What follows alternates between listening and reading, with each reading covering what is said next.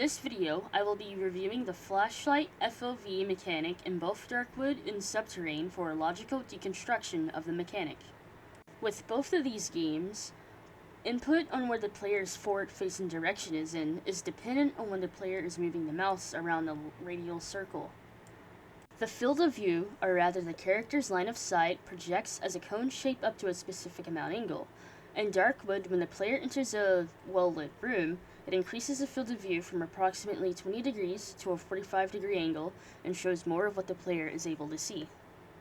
There is a very small radial circle on the character where they will always have agency regarding visibility, which is extremely close to the player's avatar. With Subterrain, the correct functionality of the field of view directly affects both the game space and the minimap. With correct functionality, anywhere the player is forward-facing is somewhat viewable.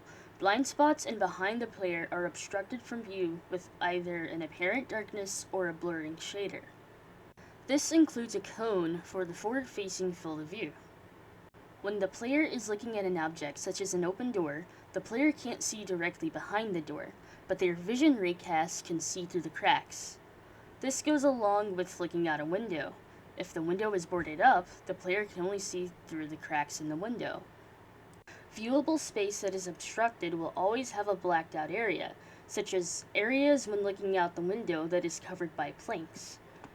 The player's raycast creates a white light or a good line of sight, while areas where the player is not looking at will always be obstructed with blackness. With Subterrain, however, feedback when the player first discovers an area updates the map. However, the minimap itself also updates using the same cone field of view that the player is seeing in the normal playspace area. There seems to be 3 different shaders in Subterrain. When the player first discovers a room but hasn't viewed every inch of the game, the undiscovered area is pitch dark. When the player has viewed a part of the room but is looking away, it's obscured with the type of fog of war.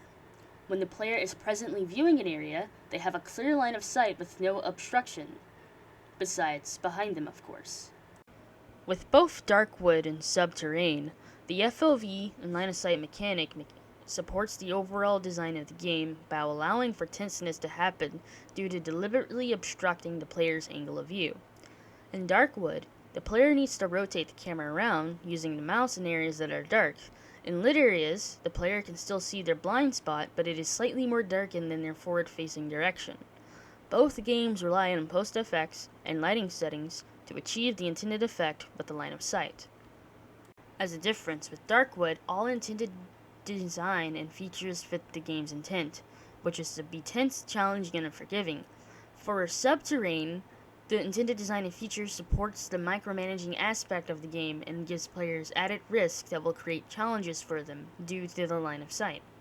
An edge case that I found is that in Subterrain, while the map updates via cone of sight for the player on the minimap, it would be better if it was also showed potential water spots and important things, if anything, for the normal difficulty. However, Subterrain is a game with randomly generated levels, so it could simply be that it might have been an issue with production constraints.